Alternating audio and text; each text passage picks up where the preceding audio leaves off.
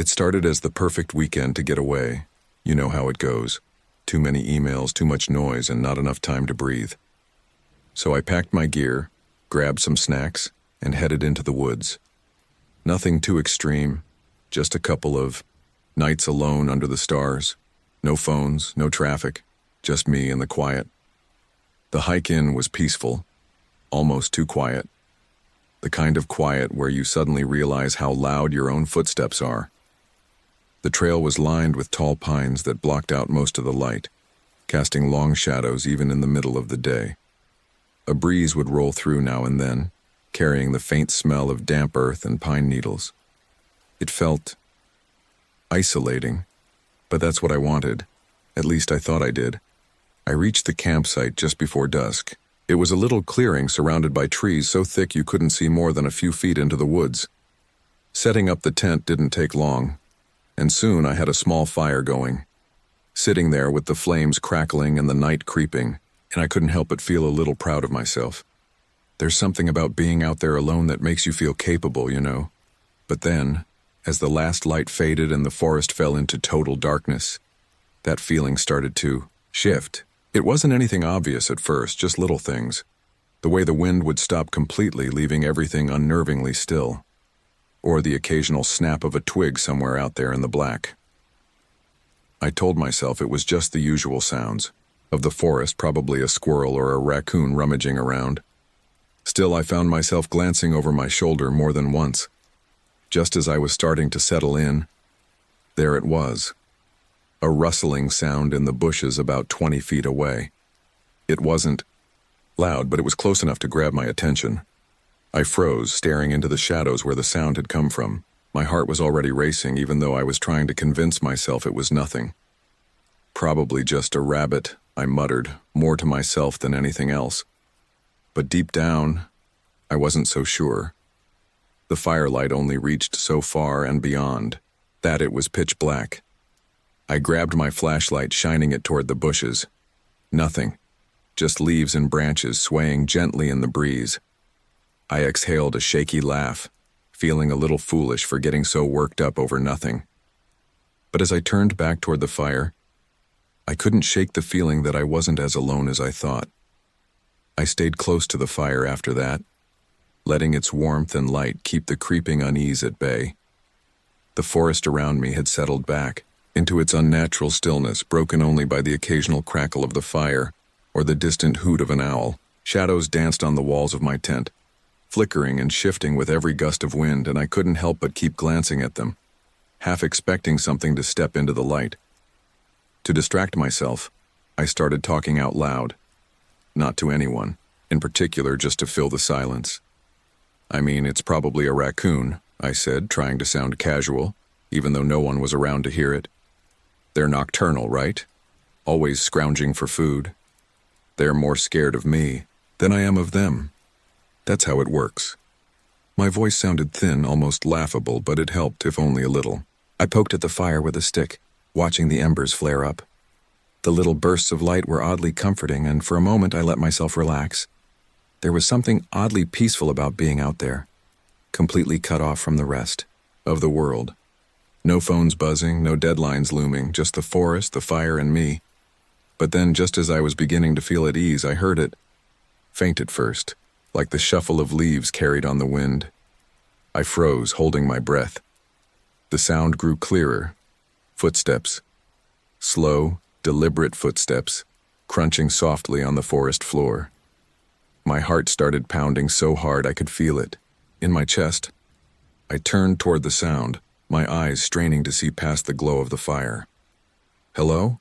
I called out, my voice trembling despite my attempt to sound confident. No answer. Just the steady, measured steps, circling the edge of the campsite. I stood up, gripping the flashlight in one hand and the stick in the other. "If this is a joke, it's not funny," I shouted, hoping to scare off whoever or whatever it was. The footsteps stopped abruptly, leaving a silence so heavy it felt like the forest itself was holding its breath. I stood there, scanning the darkness, every nerve in my body screaming at me to run. But where? Back into the woods? Toward what? My voice felt small when I whispered, "Who's out there?" The only reply was the sound of the wind picking up again, rustling the leaves like a distant sigh. For a moment I thought maybe I'd imagined it all, but deep down I knew better. Something was out there, and it was watching me. I don't know how long I sat there staring into the dark, but eventually, the fire started to die down. The night seemed colder now, the kind of cold that settles into your bones. I threw a few more logs on the embers and crawled into my tent, zipping it up tight. It wasn't much of a barrier, but it made me feel a little safer.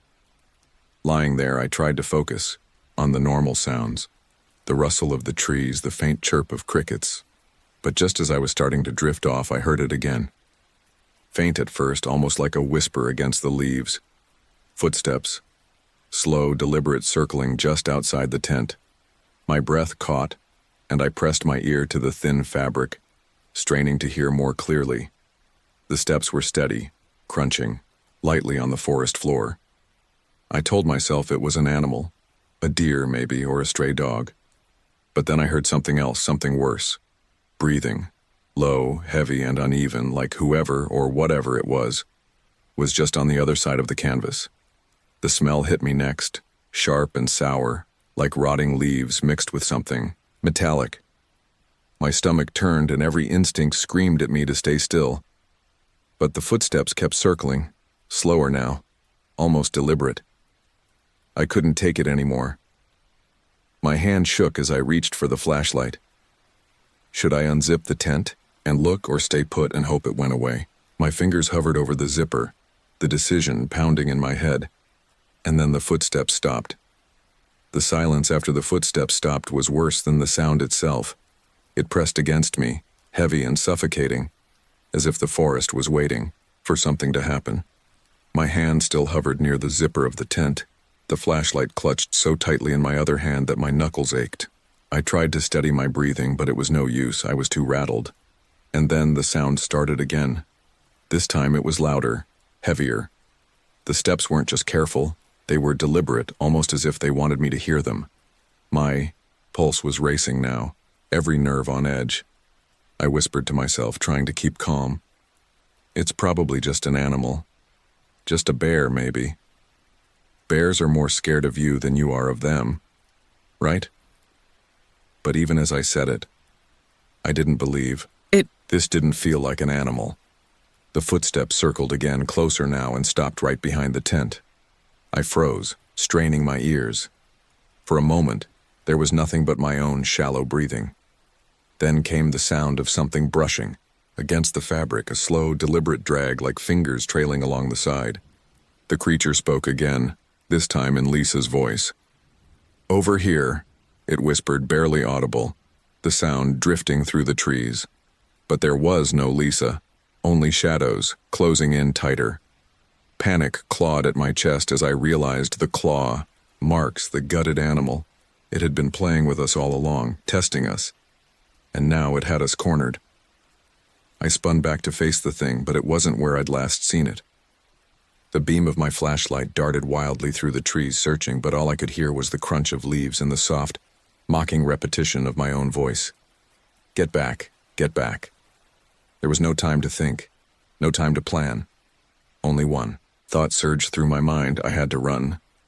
My feet moved before I could even decide, bolting toward the tree line deeper into the forest. Behind me, I heard it give chase, its footsteps heavy and uneven, echoing like something dragging its weight through the underbrush.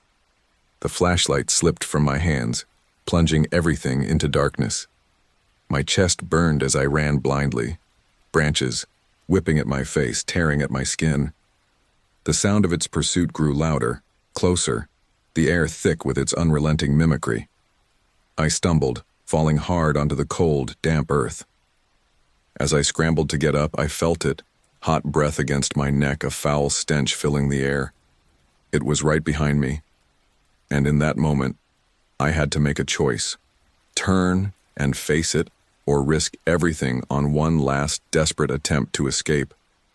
I don't remember how I made it out of the woods. My legs moved on their own, fueled by sheer terror as I tore through the underbrush. My breath came in ragged gasps, my heart pounding like it was trying to break free from my chest. The shadows seemed alive, reaching for me with every step, and the sound of those heavy, dragging footsteps never wavered, always just behind me. Then I saw it. A clearing. The faint glow of headlights and the distant hum of an engine. A road. I stumbled toward it, crying out for help, my voice cracked and raw. A car screeched to a stop, and the driver, a man in his 50s, jumped out, wide-eyed. What happened? Are you okay? I couldn't form words. I just collapsed by the car, clutching the cold metal like it was the only thing anchoring me to reality. He helped me into the passenger seat, and as we sped away, I dared to glance back at the dark tree line. Nothing, just stillness, but then a sound, faint and distant but unmistakable. My own voice calling out from the woods. Help me. Please. The driver didn't seem to hear it, or maybe he did. His knuckles whitened on the wheel, and he didn't say another word the entire drive. Even now I can't shake the feeling that something followed me, or worse, that I never truly left. Before we get into the next story, if you come for the first time, please like this video and subscribe this channel for upcoming horror stories. We need your support. Please share this story with your friends and family.